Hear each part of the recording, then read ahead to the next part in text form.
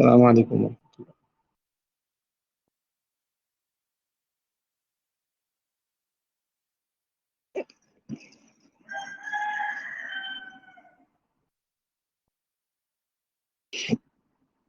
آپ سب خرید سے ہیں جی؟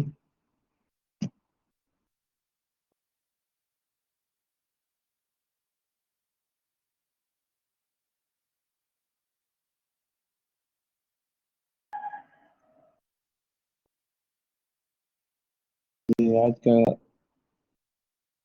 کی سبق کا آغاز کرتے ہیں۔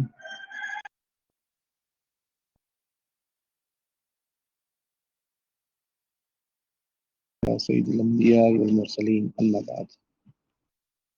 عزیز طلبہ، ابھی تک ہم نے 3 یونٹس پڑھی ہیں اور آپ کی یہ کتاب تاریخ افکار علوم اسلامیہ، ہم تاریخ کے بارے میں پڑھ رہے ہیں، علوم اسلامیہ کے، اسلامی علوم کی ابتدا کے بارے میں، کب شروع ہوئے، اور اسی طرح ہم پڑھ رہے ہیں تھیوریز کے بارے میں۔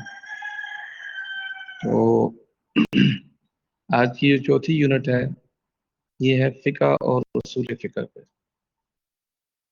فقہ اور اصول فقہ۔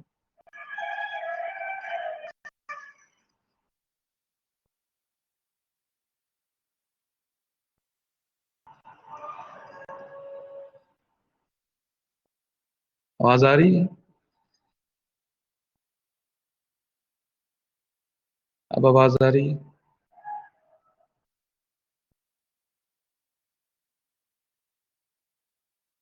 جی بولتے جائیں، آواز آ رہی ہے سب کو؟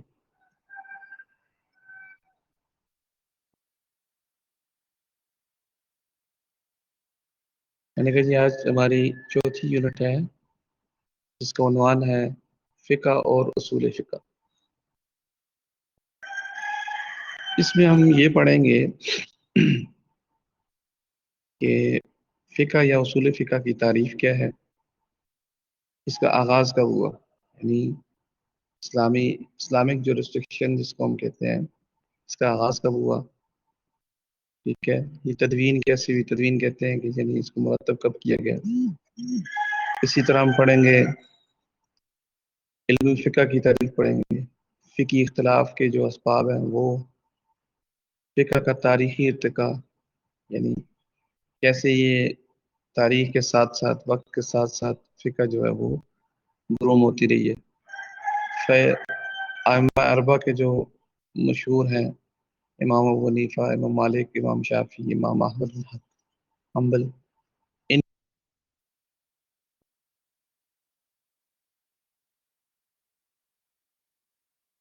سمجھ آتی ہے کہ فقہ کیا چیز ہے۔ آپ میں کسی کو بتا سکتا ہے، آپ میں سے کچھ کہ فقہ کیا ہے، لغوی معنی کیا ہے، یا اس کا اصطلاحی معنی کیا ہے؟ آپ میں سے کچھ بتا سکتا ہے؟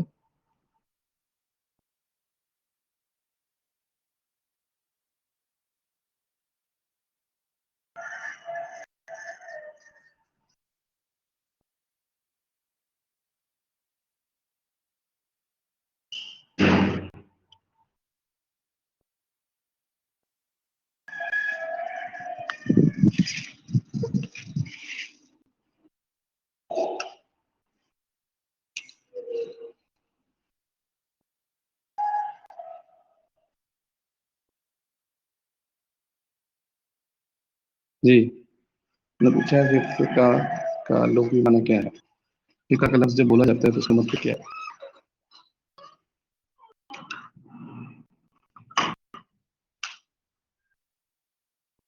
جی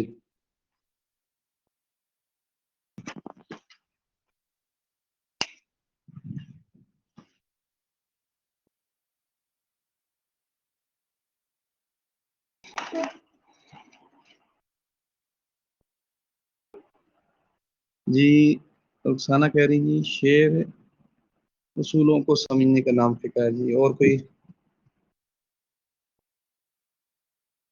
آپ نے بتانا ہے جی فقہ کیا ہے۔ آواز آ رہی ہے سب کو؟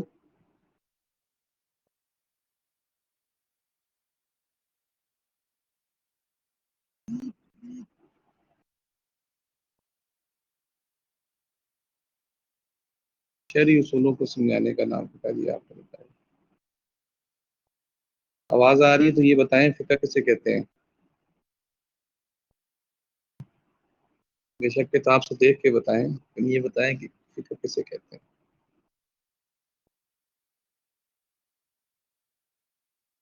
جی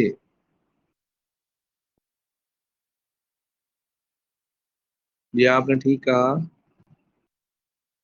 روزمرہ کی جو زندگی ہم گزارتے ہیں، جو بینگ مسلمان ہوتے ہوئے ہم روزمرہ کی جو زندگی بسر کرتے ہیں، اس کے لیے ہمارے لیے شریعت نے کو پیمانے طے کیے ہیں، ٹھیک ہے، کہ ہم نے شریعت کے مطابق اپنی زندگی گزارنی ہے۔ یہ شریعت کے مطابق زندگی گزارنا کس کا نام ہے؟ شریعت مثلا ہم صبح اٹھتے ہیں، شریعت ہمیں کہتی ہے کہ آپ اٹھیں صبح اور اللہ کا نام لیں، وضو کریں اور اذان اور نماز پڑھیں، ٹھیک ہے جی۔ تو یہ کرنا ہے آپ نے، یہ نہیں کرنا، یہ کرو گے تو اس طرح ہوگا، یہ کرو گے تو یہ ہوگا۔ تمام اگر ہم اپنی زندگی کو اس کے اوپر نظر ڈالیں تو ہمیں پتہ چلتا ہے کہ انسانی زندگی بینگ اے مسلم، ہماری جو روزانہ کی زندگی ہے، یہ مختلف قسم کے شرعی مسائل سے یہ بھری پڑی ہے، ٹھیک ہے۔ آواز نہیں آ رہی؟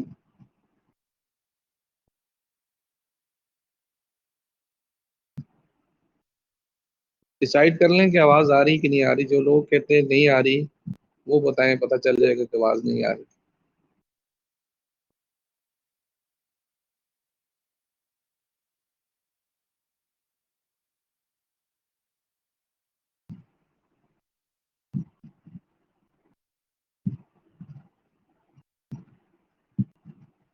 جی اور بتائیں جی، فٹافٹ بتائیں تاکہ ہم اس بات کو آگے لے کے چلیں۔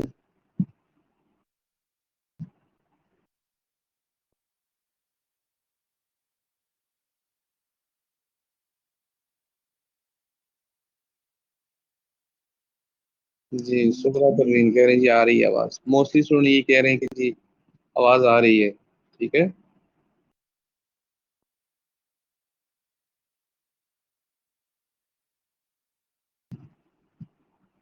سید افتخار حسین شاہ، آپ اپنا جو ہے نا مائک کو یا یہ کہ دوبارہ لاگ آؤٹ ہو کے پھر آئیں، ہو سکتا ہے کہ آپ کی آواز کلیئر ہو جائے، ٹھیک ہے۔ تو میں یہ کہہ رہا تھا کہ فقہ یا اصول فقہ جو ہمارے شرعی قوانین ہوتے ہیں، ہماری زندگی، ہمارے روزمرہ کے معاملات، معاشرتی معاملات، دینی معاملات، ہر قسم کے معاملات جو ہیں، یہ ہمیں یہی وہ قوانین ہے شریعت کے جو ہمیں باقی مخلوقات سے افضل بناتے ہیں، کیونکہ ہم انسانوں کو پابند کر دیا گیا ہے کہ اپنی زندگی ان قوانین کے مطابق بینگ اے مسلم، ان قوانین کے مطابق گزارنی ہے، ٹھیک ہے۔ تو فقہ یا اصول فقہ یہ وہ قوانین ہوتے ہیں، یہ وہ روڈ میپ ہوتا ہے جس کے مطابق ہم نے زندگی گزارنی ہوتی ہے۔ روزمرہ کی زندگی میں ہمیں فقہ یا اصول فقہ میں گائیڈ کر رہے ہوتے ہیں۔ آپ صلی اللہ علیہ وسلم کی زندگی تو بھری پڑی ہے، ابتدا فقہ ہی سے ہوئی کہ آپ صلی اللہ علیہ وسلم صحابہ کو بتاتے تھے آپ نے یوں کرنا ہے، یوں نہیں کرنا، ٹھیک ہے۔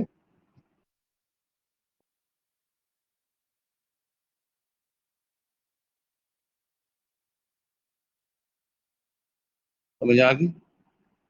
تو ابتدا تو آپ صلی اللہ علیہ وسلم سے ہی ہوگی چیز کی۔ اصول فقہ کا علم ابتدائی ادوار میں نہیں تھا، لیکن آہستہ آہستہ جو جو اس کی ضرورت پڑتی گئی، ٹھیک ہے، تو یہ اصول فقہ جو ہے نا یہ مرتب ہوتا گیا۔ تدوین اصول فقہ، علامہ ابن خلدون جو ہے وہ کہتے ہیں کہ اصول فقہ پر سب سے پہلے امام اعظم نے قلم اٹھایا اور اپنا مشہور الرسالہ قلم بند کیا، ٹھیک ہے۔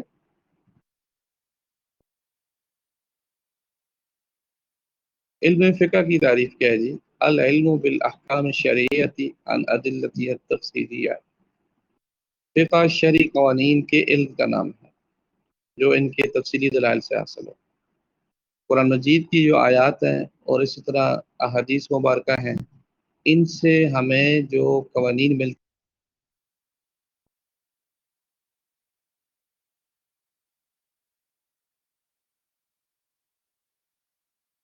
سمجھ آ رہی ہے آپ کو؟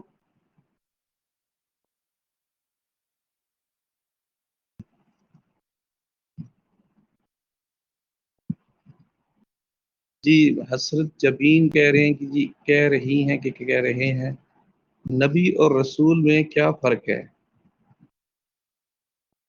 یہ بنیادی کوشچن جی. دیکھیں جی، نبی اور رسول میں فرق یہ ہے کہ رسول، ہر رسول نبی ہوتا ہے. ٹھیک ہے، ہر رسول نبی ہوتا ہے اور ہر نبی رسول نہیں ہوتا. پہلے تو یہ فرق ہے. دوسرا فرق جو واضح فرق ہے وہ یہ ہے کہ رسول ہمیشہ نئی شریعت کے ساتھ آتے ہیں، نئی کتاب کے ساتھ آتے ہیں، جبکہ نبی کے لیے ضروری نہیں ہے کہ وہ نئی شریعت یا نئی کتاب کے ساتھ آئے. وہ پچھلی شریعت کو ہی فالو کرتے ہیں. ٹھیک ہے. اور اگر ہم انبیاء اور رسل کی تاریخ دیکھیں تو ہم نے مشہور ہے جی 4 کتابیں ہیں، 4 آسمانی کتابیں ہیں. اب جی 4 کتابیں جن جن کو ملی ہیں وہ تو ہو گئے رسول. اس کے علاوہ صحیفہ بھی صحیفے اتارے گئے. یہ آواز کا بڑا ایشو ہے. آواز آ رہی ہے؟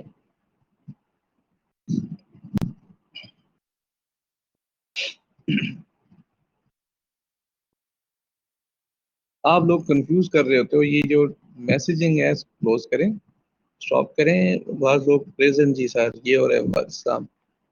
ٹھیک ہے، میں تمام لوگوں کا بائی نیم یہ کہہ رہا ہوں کہ وعلیکم السلام. جو سلام کر رہے ہیں، فائزہ ہیں جی، عطیہ ہیں جی، اسی طرح اور لوگوں نے بھی سلام کیا ہے، وعلیکم السلام. لیکن کنفیوز یہاں پہ یہ ہو رہا ہے، بہت سے لوگ یہ کہہ رہے ہیں سر آواز نہیں آ رہی. جب میں اپنے اسپیچ سٹارٹ کر دیتا ہوں تو بیچ میں آپ لوگ کہہ رہے تھے سر آواز نہیں آ رہی ہوتی. ہم تو اس لیے رک جاتے ہیں کہ آپ لوگ اتنا ٹائم نکال کے بیٹھے ہو، اور اگر آپ کو آواز نہیں آ رہی تو اس کو پھر فائدہ تو کچھ نہیں ہے.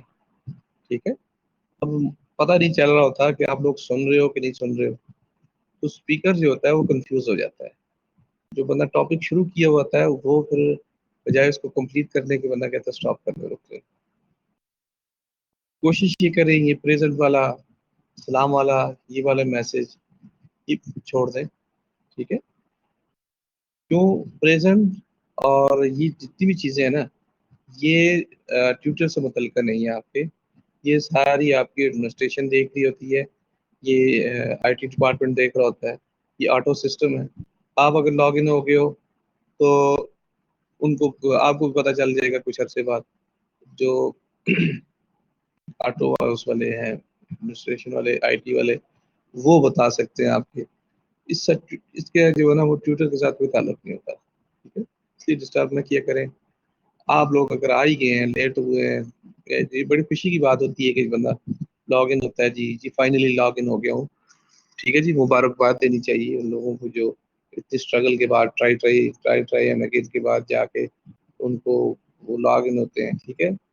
لیکن یہ ہے کہ جب آپ میسیجنگ کریں گے during the lecture, during the speech, تو اس میں مسئلہ یہ ہوتا ہے کہ ڈسٹربنس پیدا ہو جاتی ہے. ٹھیک ہے. ابھی تک کلیئر نہیں ہو رہا. مثلا 2-4 بندوں نے لکھا جی فرد خورشید ہے، غلام رسول ہے، ماریہ وزیر، یہ 3-4 لوگوں نے لکھا. رخسانہ اجمل صاحب یہ کہہ رہے ہیں جی آواز آ رہی ہے. ٹھیک ہے. اب دیکھیں نسبہ نہیں یہ کہہ رہی ہے سر مجھے نہیں آ رہی آواز. اب 3-4 لکھ رہے ہیں کہ آ رہی ہے، 1-2 لکھ رہے ہیں نہیں آ رہی، پھر بیچ میں کوئی کہے گا جی مجھے تو نہیں آ رہی، پھر کوئی کہہ رہے ہیں سر مجھے تو آواز بڑی کلیئر آ رہی ہے. تو مجھے یہ بتائیں کہ آپ اگر ٹیوٹر ہوتے تو آپ کا کیا رول ہوتا ہے؟ آپ اس وقت کیا فیل کر رہے ہوتے؟ ٹھیک ہے. اس میں ہو سکتا ہے کہ آپ کو قصور نہ ہو. تو میں بات کر رہا تھا فقہ کی. فقہ شرعی مسائل، وہ مسائل جن کے مطابق ہم نے زندگی گزارنی ہے اس کو کہتے ہیں فقہ. ٹھیک ہے. شرعی قوانین، مثلا آیات سے جو ہم مسئلہ نکالتے ہیں کہ فلاں چیز حلال ہے، فلاں حرام ہے. ٹھیک ہے جی. کسی بھی چیز کے بارے میں بات کرتے ہیں جی یہ اس طرح کی بیع شرا کرنی ہے، خرید و فروخت کرنی ہے، اسلام نے ہمیں یہ بتایا کہ یہ اس طرح کرنی ہے. اسی طرح معاملات جو ہیں آپ کے، اخلاقیات جو ہیں جی، روزمرہ کی جو آپ زندگی گزارتے ہیں، یہ تمام چیزیں ہم کہتے ہیں جی شریعت کے مطابق ہو جائے. تو یہ جو شریعت کے مطابق ہونا کسی بھی کام کا، شریعت کیا کہتی ہے، اسی ہی کو فقہ کہا جاتا ہے. ٹھیک ہے.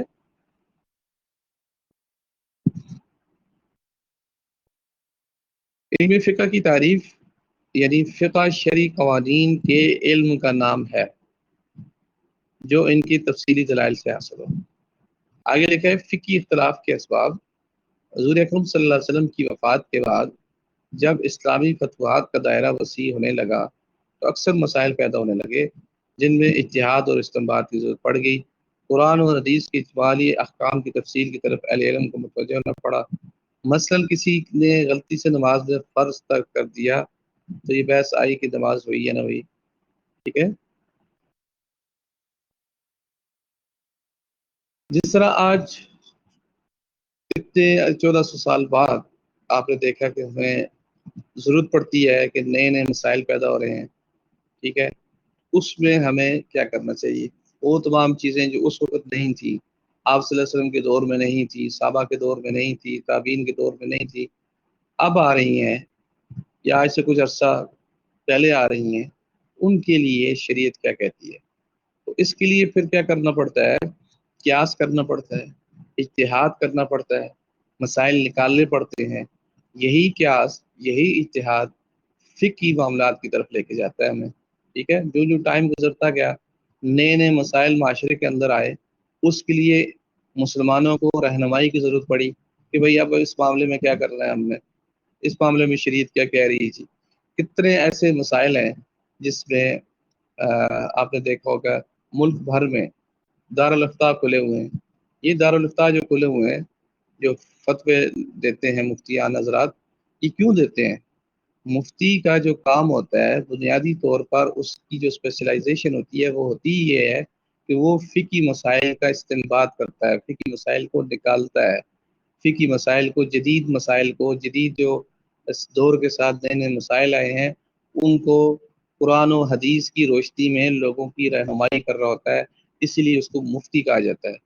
اور وہ کہتے ہیں جی فتویٰ دے دیے. جی فتویٰ بنیادی طور پر ایک سٹیمپ کی حیثیت ہوتی ہے کہ جی اس مسئلے پر مفتیان حضرات نے فتویٰ دے دی ہے، مطلب یہ بات اب اتھینٹک ہے، پوری ذمہ داری کے ساتھ انہوں نے یہ بات کی ہے. اگر وہ مسئلہ غلط نکلتا ہے اس کی ذمہ داری مفتیان اکرام پہ آئے گی، جو اس کو فالو کر رہا ہے اس پہ نہیں آئے گی. ٹھیک ہے. سمجھ آ رہی ہے آپ لوگوں کو؟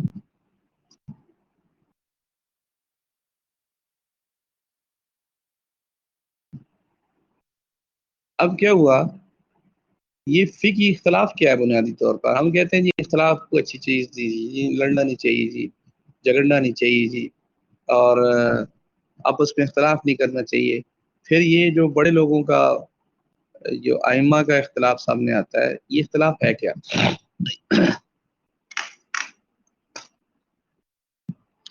یہاں پہ ایک بات سمجھ لیں کہ دین کے معاملے میں، فقہ کے معاملے میں اختلاف جو سامنے آتا ہے وہ زحمت نہیں ہے، وہ رحمت ہے. ٹھیک ہے.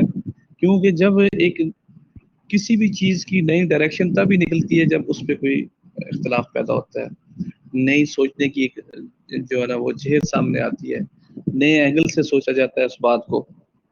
ٹھیک ہے. قیاس کیا ہے؟ کل میں نے آپ کو بتایا تھا، قیاس یہ ہے کہ آپ ایک چیز کا حکم دیکھتے ہیں. میں نے آپ کو مثال دی تھی شراب کی. شراب حرام ہے، اب یہ ایک مسئلہ آپ کو پتہ ہے، اب اس کی وجہ دیکھی کیوں حرام ہے. جی یہ عقل کو مفقود کر دیتا ہے، فارغ کر دیتا ہے. یعنی انسان شراب پینے کے بعد اپنی اس کی جو عقل ہے وہ بحال نہیں رہتی. ٹھیک ہے. تو ہم نے دیکھا اس کے علاوہ بھی چیزیں ایسی ہیں جو انسانی عقل پہ حملہ کرتی ہیں، اس کو اس کی جو عقل ٹھکانے نہیں رہتی. نشہ ہے، ان کے بارے میں شریعت کیا کہہ رہی ہے. اب ظاہری بات ہے شریعت میں ہر چیز کا نام تو ہے نہیں کہ 1400 سال پہلے جو چیزیں لکھی بتائی پڑھی گئی تھی آج وہ چیزیں ہوں. آج چیزوں نے نئی شکلیں اختیار کر لی ہیں. اس کے لیے ہم نے کیا کرنا ہے؟ اس کے لیے پھر قیاس کرنا ہے. اس کے لیے جو ائمہ حضرات ہیں وہ اتحاد کریں گے کہ اگر شراب حرام ہے اس کی وجہ کیا ہے، یہ وجہ ہے جی، تو پھر تمام وہ چیزیں حرام ہیں جن کے اندر یہ علت پائی جائے گی، یہ وجہ، یہ ریزن ہوگی، انہوں نے قیاس کر کے کہا جی یہ اپنا چرس بھی حرام ہے، اسی طرح تمام وہ چیزیں جو انسانی دماغ پہ اثر کرتی ہیں وہ حرام ہو گئی. ٹھیک ہے. اسی طرح وقت کے ساتھ ساتھ کیا ہوا کہ جب آپ صلی اللہ علیہ وسلم، یہ اختلاف میں آپ کو بتا رہا ہوں کب سے شروع ہوا ہے. آپ صلی اللہ علیہ وسلم کی جو احادیث مبارکہ ہیں، ٹھیک ہے، قرآن مجید کی سب سے بڑی جو تشریح و تفسیر تھی وہ آپ صلی اللہ علیہ وسلم کی ذات تھی. احادیث بنیادی طور پر آپ صلی اللہ علیہ وسلم کی جو احادیث ہیں وہ بنیادی طور پر قرآن کی تشریح ہے، تفسیر ہے. اب کیا ہوا کہ صحابہ نے اس کو اپنے اپنے حساب سے سمجھا، اہل زبان ضرور تھے، انہوں نے اپنے اپنے حساب سے سمجھا اور اس کو آگے اس پہ عمل کیا، اس کو پھر لوگوں کو بتایا. اب جس نے جس طرح سمجھا اس کے اوپر عمل کیا، یہاں سے اختلاف کی بنیاد پڑ گئی. ٹھیک ہے.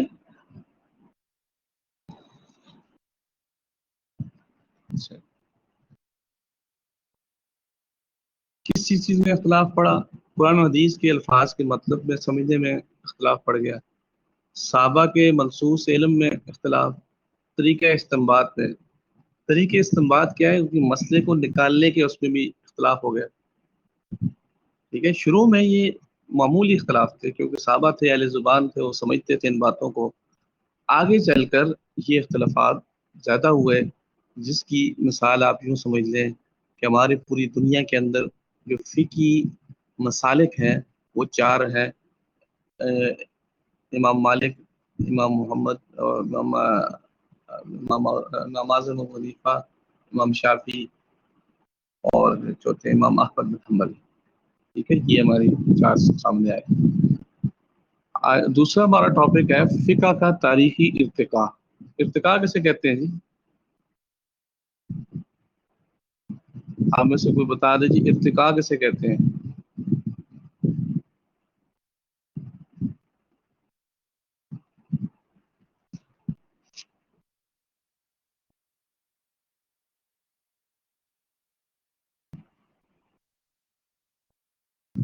جی اجمل خان کہہ رہے ہیں جی آغاز.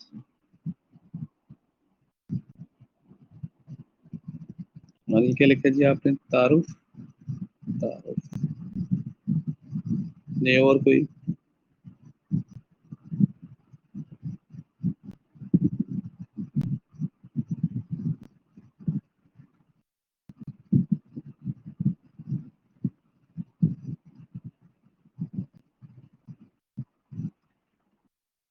ارتقاء کو آسان لفظوں میں آپ یوں کہہ سکتے ہیں، آغاز بھی ہے جی ترقی کو.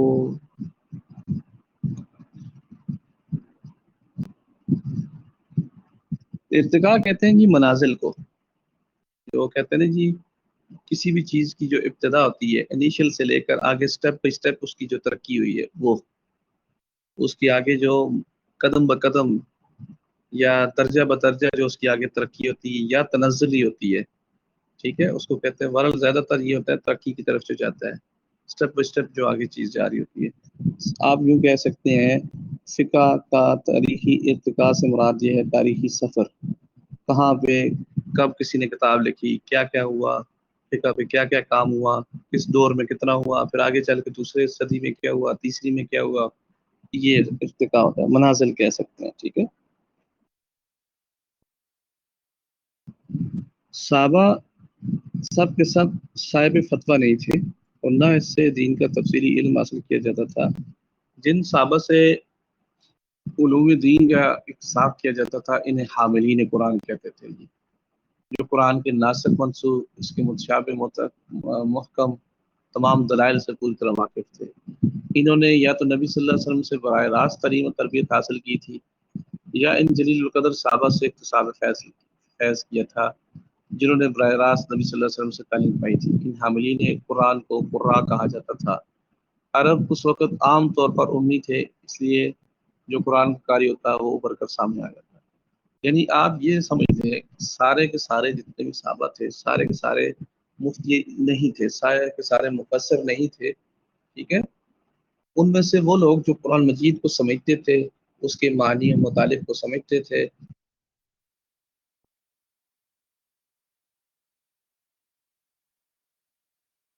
یعنی قاری کی جمع. ٹھیک ہے. آواز آ رہی ہے؟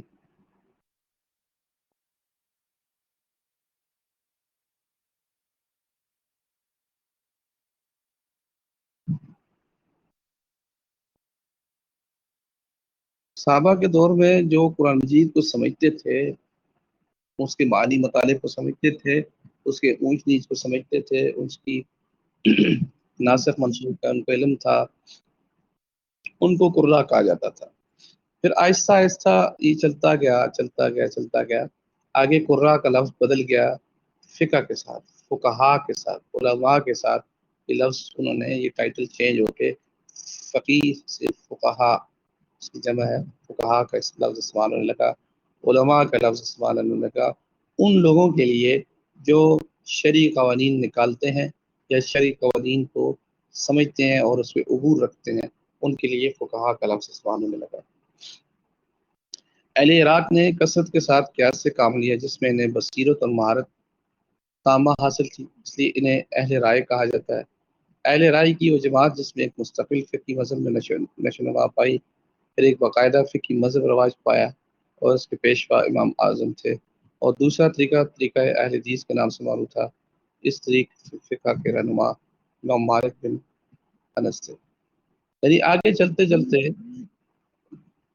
عراق میں، کیونکہ آپ کو پتہ ہونا چاہیے کہ امام صاحب کا تعلق عراق سے ہے، اسی طرح امام مالک کا تعلق مدینہ سے ہے، یہ لوگ متعارف ہوئے. یہ لوگ فقہ کے بانی تصور کیے گئے. امام ابو حنیفہ کی فقہ حنفیہ کے نام سے، امام مالک کی امام فقہ مالکیہ کے نام سے، اسی طرح امام احمد کی امام فقہ حملیہ کے نام سے، اسی طرح امام شافعی ان کی فقہ شافعیہ کے نام سے فقہ مرتب ہوتی گئی. ٹھیک ہے.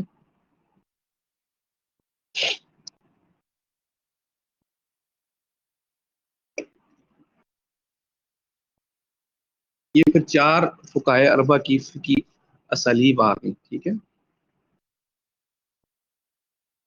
پھر ہر ایک کے اپنے اپنے اصول ہیں، انہوں نے اصول بنا لیے. امام صاحب نے اپنے اصول بنا لیے کہ یہ اصول ہیں، اسی کے مطابق میں نے مسئلہ نکالنا ہے اور اصول کو سامنے رکھنا ہے، مسئلہ بتا دینا ہے. ٹھیک ہے.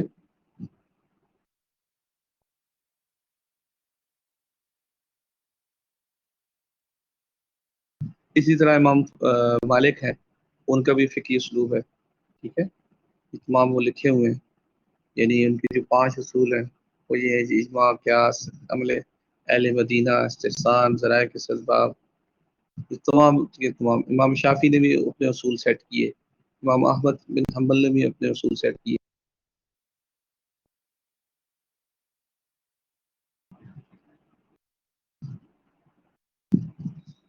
دیکھیں میں نے عائشہ، اگر آپ سن رہی ہیں، عائشہ فاطمہ، میں نے پہلے بھی بتایا ہے کہ یہ ایشو ہمارے ساتھ نہیں ہے، ہمیں صرف پڑھانے کی ڈیوٹی گئی ہے. چوکیداری نہیں دی گئی کہ آپ چیک کریں کون آ رہا ہے، کون جا رہا ہے، کون لاگ ان ہوا ہے ٹائم پہ، کون یہ ہمارا کام نہیں ہے، یہ آئی ٹی ڈپارٹمنٹ کا کام ہے. ہمیں صرف یہ کہا گیا ہے کہ آپ جو بچے آئیں گے، جو اسٹوڈنٹ آئیں گے، ان کو فیسیلیٹیٹ کریں، ان کو گائیڈ لائن دیں، ان کو ان کی رہنمائی کریں. ٹھیک ہے. تو ہماری یونٹ 4 پوری ہوئی جو فقہ کے اس پہ تھی. اب پانچویں یونٹ کی طرف جاتے ہیں، علم الکلام. علم الکلام، یہ علم الکلام کسے کہتے ہیں جی؟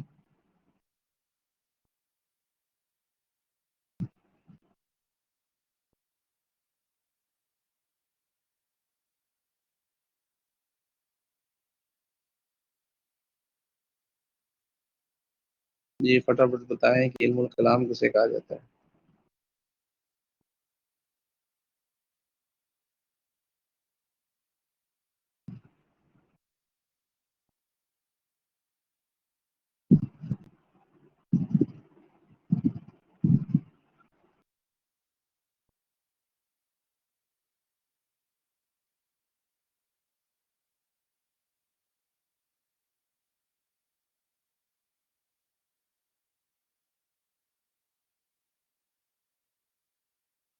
علم الکلام، بات کرنے کا طریقہ. آپ اس کے لفظی مطلب پہ گئے ہیں. فہمیدہ، آپ نے جو مطلب بتایا وہ لفظی مطلب ہے اس کا. ہم اگر اس کی اصطلاح میں بات کریں یا آپ کے کورس کے حوالے سے بات کریں، اسلامی اس پہ ریلیجیس کانٹینٹ کے حساب سے بات کریں تو اس کا مطلب کیا بنتا ہے؟ جی باقی یوزر اگر ادھر ہی ہیں تو وہ پارٹیسپیٹ کریں. علم الکلام کیسے کہتے ہیں بتائیں؟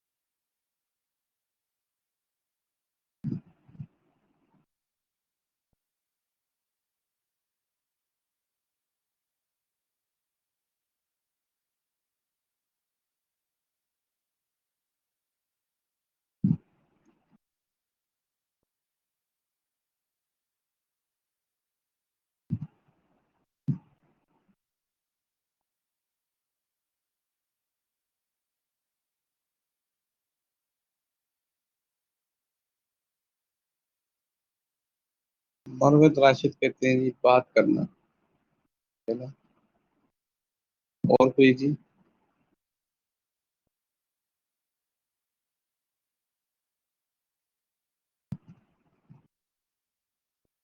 اصول دین کو عقلی منطقی دلائل سے ثابت کرنے کا علم.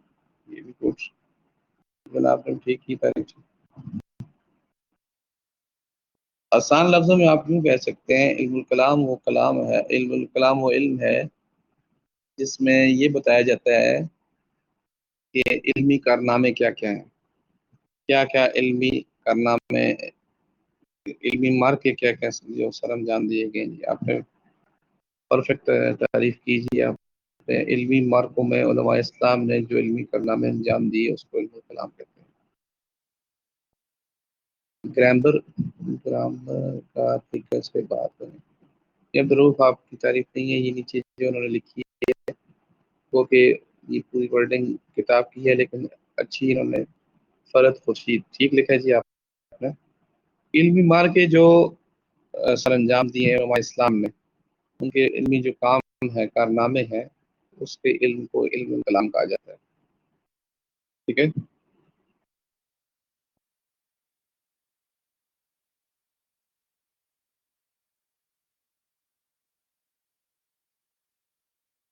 آگے دیکھنا ہے جی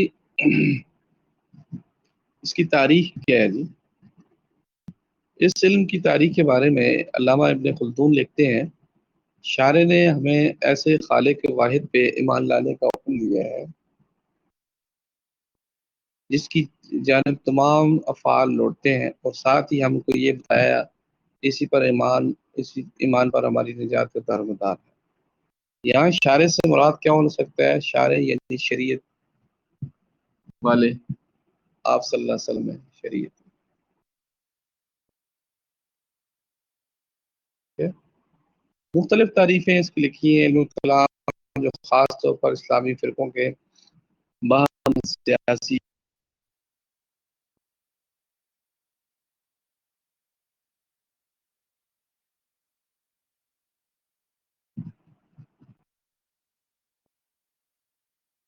آواز نہیں آ رہی؟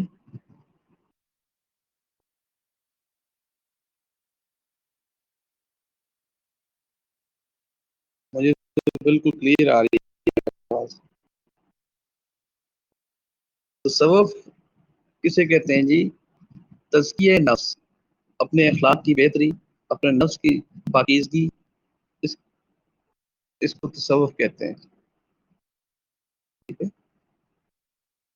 کہ آپ نے ایک لفظ سنا ہوگا جی مراقبہ، احتساب، سیلف اسسمنٹ. ٹھیک ہے. کہ مراقبہ کرنا، آپ جب رات سوتے ہو سونے سے پہلے آپ کے دماغ میں ایک نقشہ آ جاتا ہے، پوری فلم چلتی ہے کہ آج آپ نے دن میں کیا کیا کام کیے ہیں، کون سے اچھے کیے ہیں، کون سے برا کیا ہے، کیا کیا معاملات ہوئے ہیں. وہ جو آپ کے سامنے پورا نقشہ آ رہا ہوتا ہے اور آپ اس کے اوپر غور کر رہے ہوتے ہیں، اچھی بری چیزوں کو آپ بالکل الگ کر رہے ہوتے ہیں، پھر اس کے اوپر آپ سوچ رہے ہوتے ہیں کیا کیا ہے کیا نہیں کرنا چاہیے تھا. تو یہ اس سوچ کو تزکیہ نفس کہتے ہیں. ٹھیک ہے. اور اسی طرح آپ اپنے معاملات کو دیکھتے ہو، روزمرہ کے معاملات کو دیکھتے ہو، تو یہ بھی اسی میں آ جاتا ہے تصوف میں. یہ بھی ایک علم ہے. ٹھیک ہے.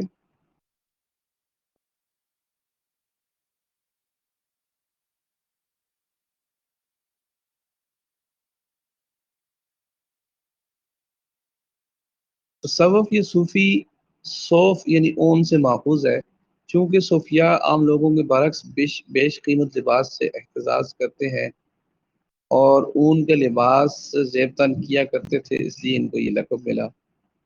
تصوف صفا یعنی صفائی اور پاکیزگی سے نکلا ہے، جو کہ صوفیاء مرید کے دل کو باطنی امراض سے دور کرتے ہیں. ٹھیک ہے. صوفی کا کام کیا ہوتا ہے؟ وہ بھی آپ کا معالج ہی ہوتا ہے، آپ کا ڈاکٹر ہوتا ہے، آپ کا طبیب ہوتا ہے. فرق یہ ہے کہ وہ آپ کے اندر کی گندگی کو باہر لاتا ہے، آپ کے دل کو پاک کرتا ہے، آپ کے دل کو صاف کرتا ہے، آپ کی اندرونی جو سوچ ہے، دماغی انتشار ہے، اس کو وہ دور کرتا ہے، اس کا علاج کرتا ہے. ٹھیک ہے. صوفی آپ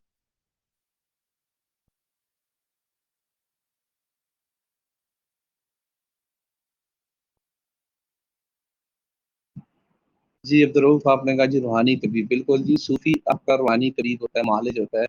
وہ آپ یوں کہہ لیں کہ سرجن ہوتا ہے قسم کا، جو آپ کے اندر سے آپریشن کر کے وہ مسائل پرس کے باہر نکالتا ہے.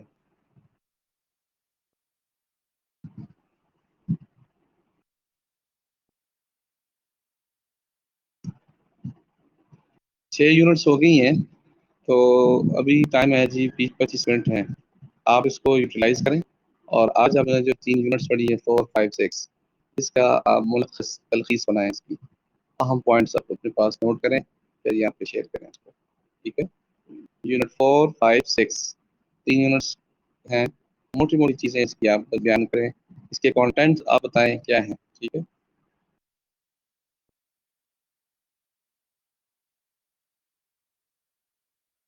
آواز آ رہی ہے؟